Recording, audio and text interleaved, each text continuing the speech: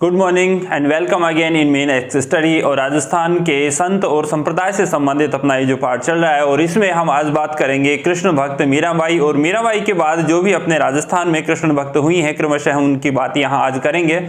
मीराबाई के समान ही कृष्ण भक्त रही थी रानाबाई रही थी, समानबाई रही थी, गौरी देवी भी रही थी और राणा कुंभा की एक रानी थी सुमतीबाई। उन सब की आज हम बात यहाँ करेंगे और साथ ही नागौर की जो जाट परिवार में जन्मी कर्माबाई है उनकी आज हम बात करेंगे। तो आज का ये जो वीडियो है वो कृष्ण भक्त और संतों से संबंधित जो भी महिलाएं यहाँ राजस्थान में अपनी आई हुई हैं फ्रेंड्स, आज उनकी हम बात यहाँ करेंगे। और यदि आप चैनल पे नए हैं तो प्लीज़ चैनल को सब्सक्राइब करें, लाइक करें, शेयर करें और अपने फ्रेंड्स के साथ इस चैनल को आगे फॉरवर्ड करते हैं। Thank you. और अब हम स्टार्ट करते हैं राजस्थान के संत और संप्रदाय में। आज हम बात कर रहे हैं फ्रेंड्स यहाँ संत मीरा की।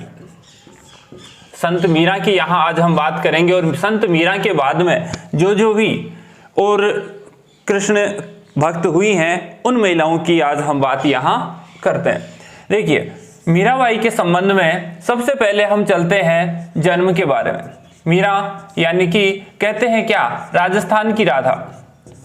राजस्थान की राधा इन्हें कहा जाता है, राजस्थान की राधा। और जन्म देखिए, जन्म वर्ष को याद रखना है। और जो संत हुए उनका जो जन्म है वो इतना महत्वपूर्ण नहीं है जितना कि मीरा का। तो जन्म ये याद रखना है, कभी भी पूछा जा सकता है मीरा का जन्म। मीरा का जन्म होता है 1498 में होता है और ये जन्म है कुड़की ग्राम,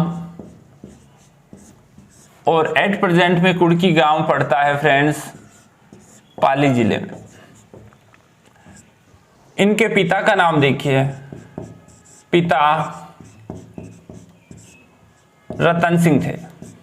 और ये रतन सिंह कौन थे? और ये रतन सिंह थे फ्रेंड्स बाजोली के जागीरदार। बाजोली जागीरदार थे। माता, इनकी मां का नाम वीर कुंवरी था। मां का नाम वीर कुंवरी और इनके दादा राव दूधा और ये मेड़ता के शासक थे।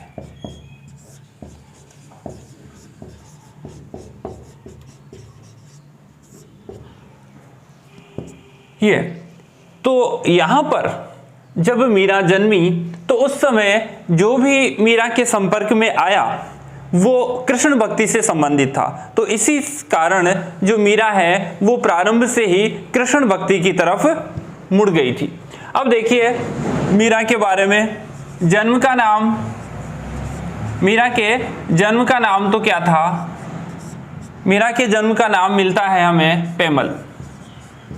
जन्म का नाम पेमल, ये पूछा जाएगा परीक्षा में, जन्म का नाम पेमल क्या है। अब मीरा इनका नाम कैसे पड़ा इसकी भी हम यहाँ बात करते हैं। कहा जाता है कि अजमेर में एक संत हुए मीरा सा।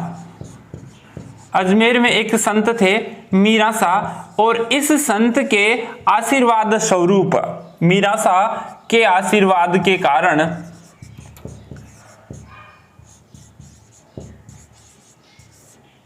इनका जन्म हुआ। अजमेर एक संत थे, संत साहब मीरा सा, और उनके आशीर्वाद से मीरा का जन्म हुआ और इसी वजह से इनका जो नाम है वो पड़ा मीरा। अब इनके संबंध में जो नेक्स्ट जो आगे है तथ्य जो भी अपने काम के हैं हम उनकी बात यहाँ करते हैं। तो इस तरह से मीरा का ये जो प्रारंभ है वो इस तरह से होता है। यहाँ जो मीरा है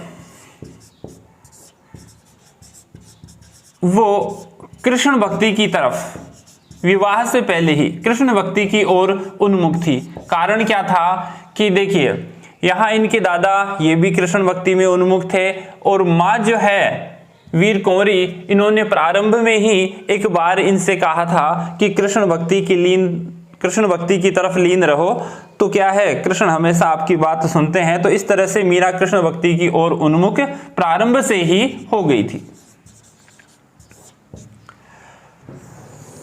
मीरा का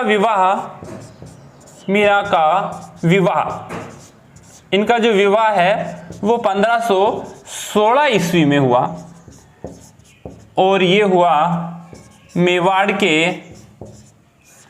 महाराणा सांगा के पुत्र, सांगा को सैनिकों का भग्नावशेष भी कहा जाता है, हिंदू पथ भी कहा जाता है, तो सांगा के पुत्र भोजराज से इनका विवाह हुआ।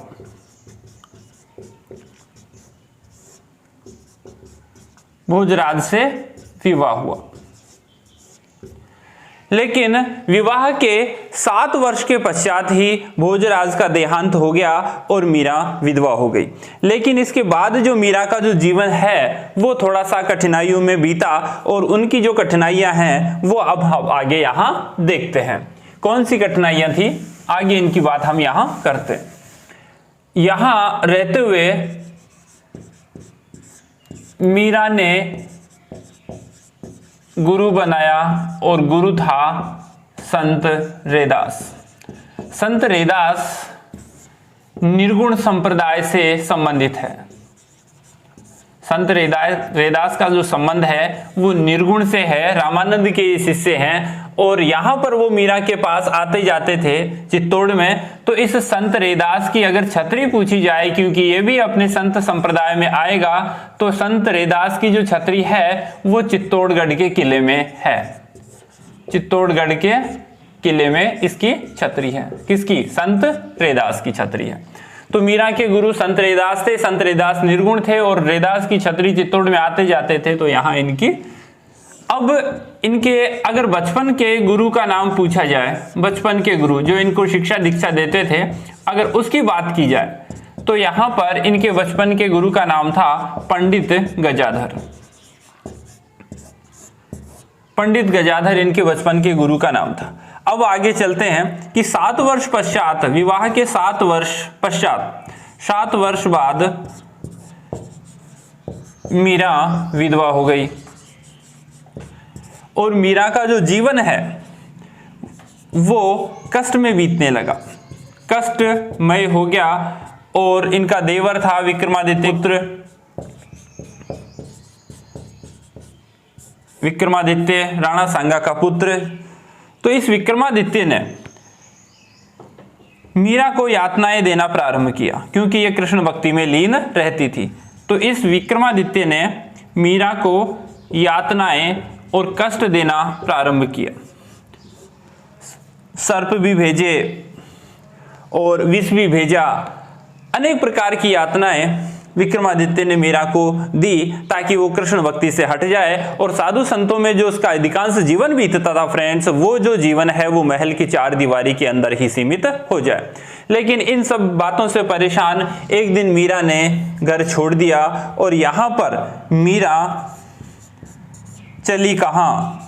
मीरा तू चली कहाँ? और मीरा चली गई वृंदावन में। वृंदावन मथुरा चली गई। मीरा चली मथुरा वृंदावन में और वृंदावन में रहते हुए वहां उसने अपनी कृष्ण भक्ति को और ज्यादा बढ़ा दिया। तो इस तरह से वृंदावन चली गई और वहां पर उसने एक संप्रदाय की स्थापना की। वहां पर दास दासी संप्रदाय की स्थापना कहाँ हुई? ये वृंदावन में हुई। दास दासी संप्रदाय की स्थापना किसने की? तो ये की मीरा ने। दास दासी संप्रदाय की स्थापना बात करते हैं इसकी, किसने की? मीरा ने की।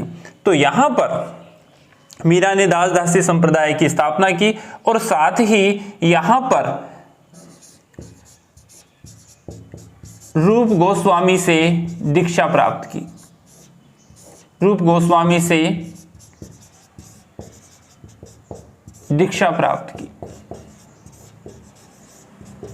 रूप गोस्वामी अपने आप को कृष्ण का सबसे बड़ा भक्त समझता था और उसको इस बात का भ्रम था कि मुझसे बड़ा कृष्ण भक्त कोई नहीं। तो एक बार वो वहां मीरा से मिला और जब वो मीरा से मिला तो उसका ये जो भ्रम है वो दूर हो गया और उसने मीरा को ही एक कृष्ण भक्त, सबसे बड़ा कृष्ण भक्त यहां मान लिया। उसके बाद मीरा जो है वो रूप गोस्वामी के साथ जो है वो सत्संग इत्यादि में शामिल हो जाया करती थी। और इस तरह से मीरा की जो भक्ति है वो बढ़ती गई। और मीरा की भक्ति किस भाव की है? मीरा की भक्ति है माधुर्य भाव की। भक्ति माधुर्य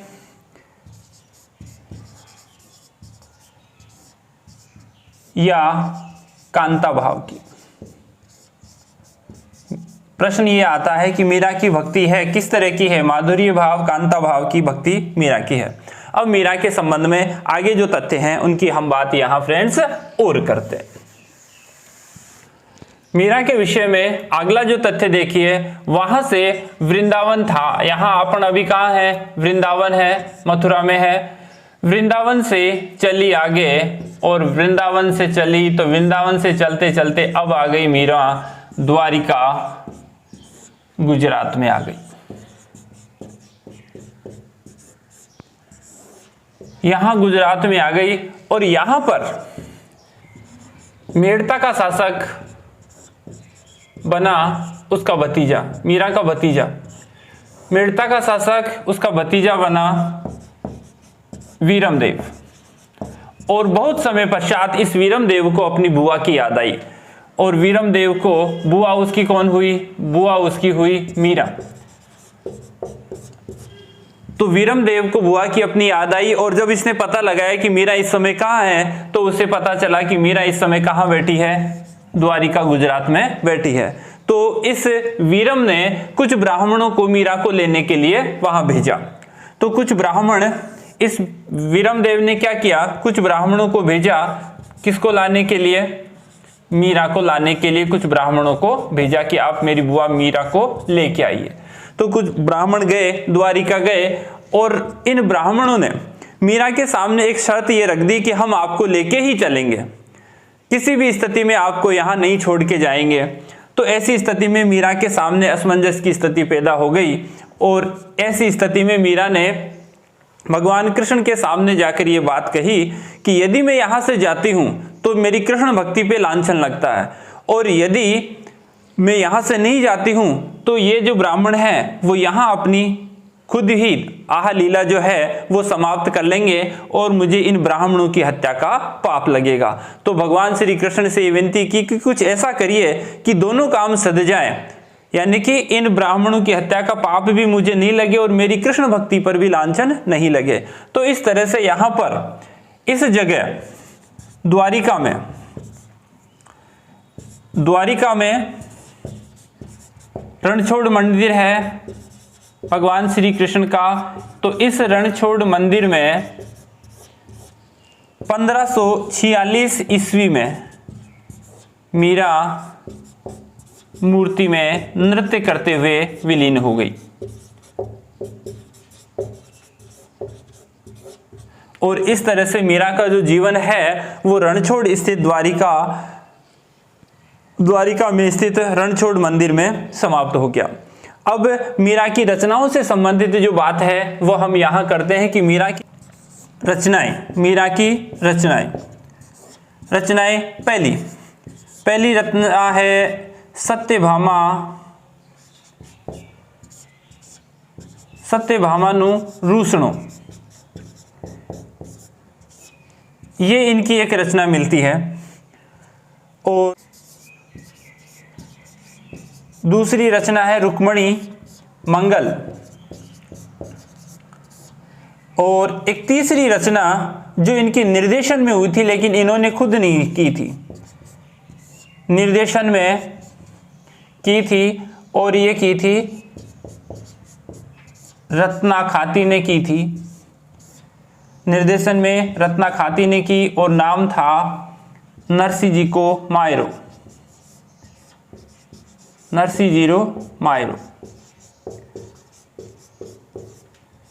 ये इनकी रचना थी। अब एक रचना और है जिसकी बात हम यही कर लेते हैं, चौथे नंबर की। और चौथे नंबर की रचना सबसे फेमस पदावली। चौथे नंबर की रचना हुई इनकी पदावली। और एक 5वें नंबर की रचना भी और मिलती है जो इनकी टीका है राग सोरठ और छठे नंबर की नरसी मेहता हुंडी। इस तरह से ये जो मुख्य जो 5 रचनाएं हैं वो मीरा की मिलती है। 5 रचनाएं कौन सी? सत्यभामा नुरुसनो, रुक्मणी मंगल। तीसरी रचना जो है वो इनके निर्देशन में की है, रत्ना खाती ने की है, इनकी खुद की नहीं है। चौथी रचना पदावली, सबसे प्रमुख रचना इनकी यही है, मीरा के पद यही है। 5वां एक टीका लिखी है, वो है टीका इनकी राग सोरठ। और छठे नंबर की रचना है नरसी मेहतारी हुंडी। तो इस तरह से मीरा के विषय में 5 प्रमुख ग्रंथ और एक इनके निर्देशन में लिखा गया ये वाला नरसी जीरो मायरो, जो कि रत्ना खाती ने लिखी थी। तो इस तरह से मीरा के विषय में जो मुख्य ग्रंथ आते हैं वो फ्रेंड्स यही हैं। और उन सभी ग्रंथों की जो रचना है वो कौन सी भाषा में हुई है? ब्रज भाषा में। पूछा जाता है कि मीरा के जो ग्रंथ हैं वो कौन सी भाषा में है? ब्रज भाषा में है। अब यहाँ पर एक बात और है कि इनकी जो तुलना है वो सूफी संत रबिया से की जाती है। सूफी संत कौन? रबिया। सूफी संत रबिया से इनकी तुलना की जाती है। प्रश्न ये आता है और आया हुआ है कि मीरा की जो तुलना है वो किस सूफी संत से की जाती है?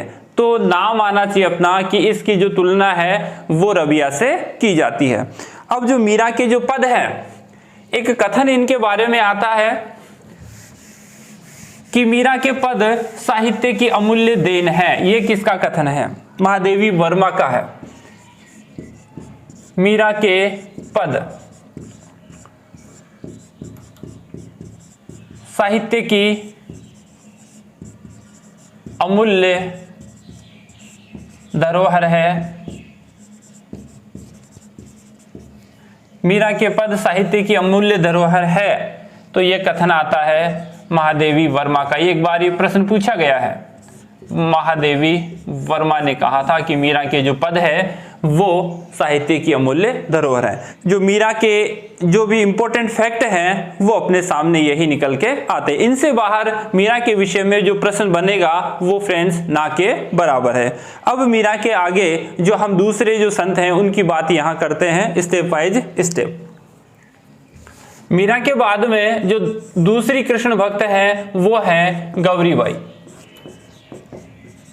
गौरीबाई की बात हमने पीछे जो व्यक्तित्व वाला जो पार्ट है उसमें भी की थी, लेकिन एक बार यहां और करते हैं। गौरीबाई का संबंध डूंगरपुर से है। डूंगरपुर नागर ब्राह्मण परिवार।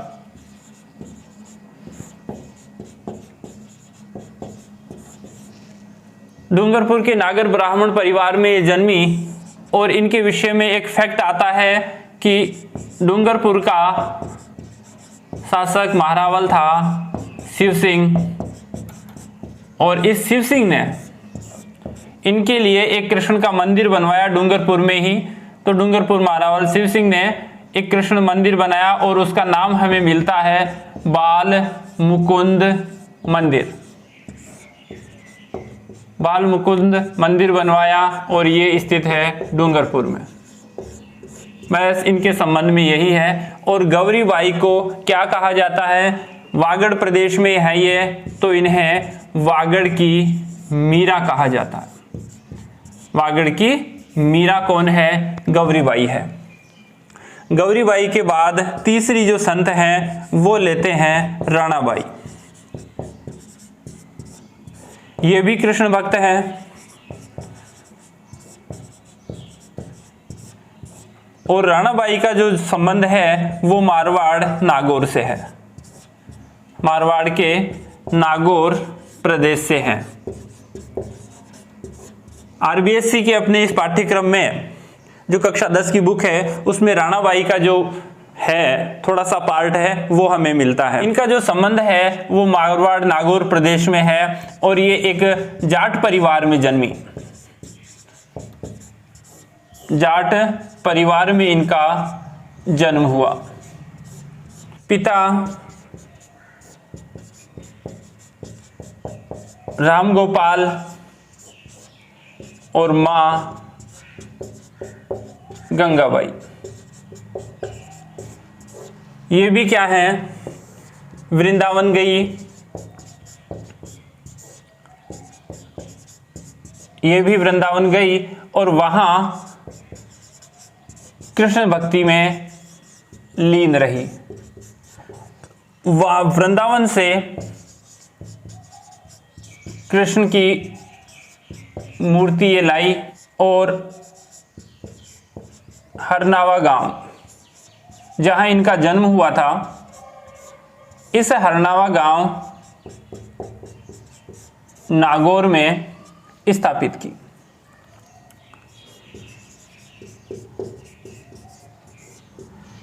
देखिए, राणाबाई कृष्ण भक्त थी, ये भी मारवाड़ से संबंधित है, नागौर प्रदेश से इनका संबंध निकलता है। जाट परिवार में ये जन्मी, पिता राम गोपाल और माँ गंगाबाई थी।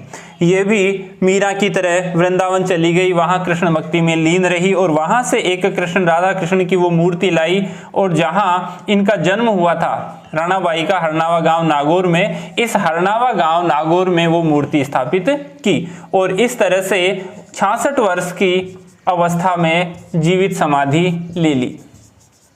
66 वर्ष की अवस्था में जीवित समाधि इन्होंने ली। तो इन्हें कहा जाता है राजस्थान की दूसरी मीरा। राजस्थान की दूसरी मीरा।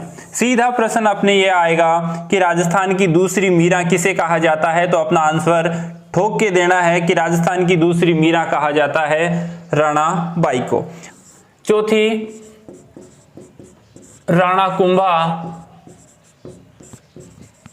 की रानी थी सुमतीबाई।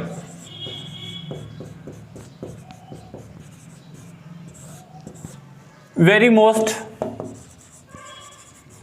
दोनों तरफ से, राणा कुंभा वाले पार्ट की तरफ से भी ये जो प्रश्न है वो काफी महत्वपूर्ण है और अगर संत संप्रदाय से संबंधित बात की जाती है तो ये भी मोस्ट इंपोर्टेंट है।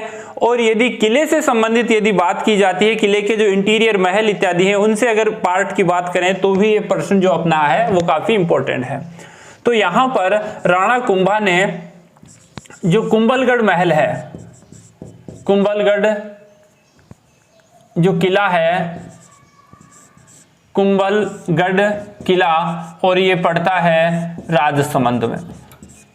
राजसमंद में है। मेवाड़ और मारवाड़ सीमा का जो प्रहरी है वो कहलाता है कुंभलगढ़ का किला। तो इस कुंभलगढ़ के किले में झाला रानी का मालिया, ये पूछा जाता है प्रश्न।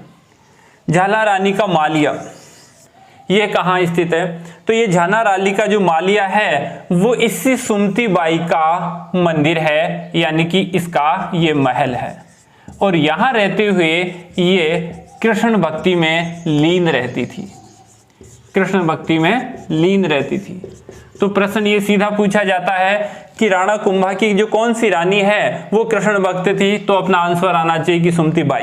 दूसरा प्रश्न, झाना रानी का मालिया जो है वो कहाँ स्थित है, तो यह है कुंभलगढ़ के किले में और यहाँ पर ये जो सुमतीबाई है वो कृष्ण भक्ति किया करती थी। अब फ्रेंड्स आगे जो बात करते हैं पांचवें भक्त की, और वो है कर्माबाई।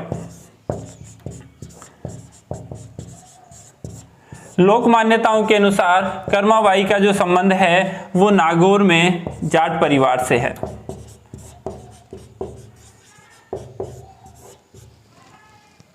और इनके विषय में एक गीत भी आता है, थाली भरकर लाई खींचड़ो ऊपर घी की बाटकी, जी मुँह मारा श्यामदणी जी मावे बेटी जाट की। तो इस तरह से इन्होंने कृष्ण को भोग लगाया, किसका, खिचड़ा का, खिचड़ा का भोग लगाया। और इसी की स्मृति में उड़ीसा में जगन्नाथ जी का मंदिर है। उड़ीसा में जगन्नाथ जी का मंदिर है और वहां पर खिचड़ी का भोग लगता है। खिचड़ा का भोग लगता। पांचवें के बाद में अब छठा है समान बाई। समान बाई का संबंध अलवर से है और ये भी कृष्ण भक्त है, ये भी कृष्ण भक्त हैं। और समान बाई को क्या कहा जाता है? इन्हें कहा जाता है मत्स्य प्रदेश की मीरा।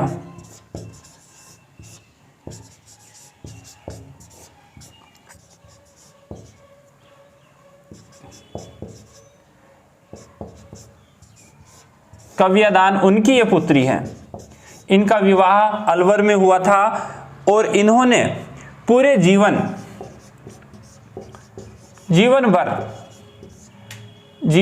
भर आंखों पर पट्टी बांधकर कृष्ण भक्ति की थी। आंखों पर पट्टी बांध के कृष्ण भक्ति इन्होंने की थी और इनका एक ग्रंथ है, ये अपने काम का है। इनका एक ग्रंथ है और वो है पति शतक।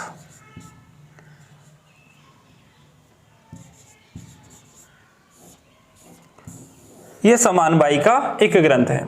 अलवर है, कृष्ण भक्त हैं। कव्यदान कवि जो सीकर का कवि है उसकी पुत्री थी। जीवन भर इन्होंने आंखों पर पट्टी बांध के कृष्ण भक्ति की। इन्हें मध्य प्रदेश की मीरा कहा जाता है और इनका एक ग्रंथ आता है पति शतक।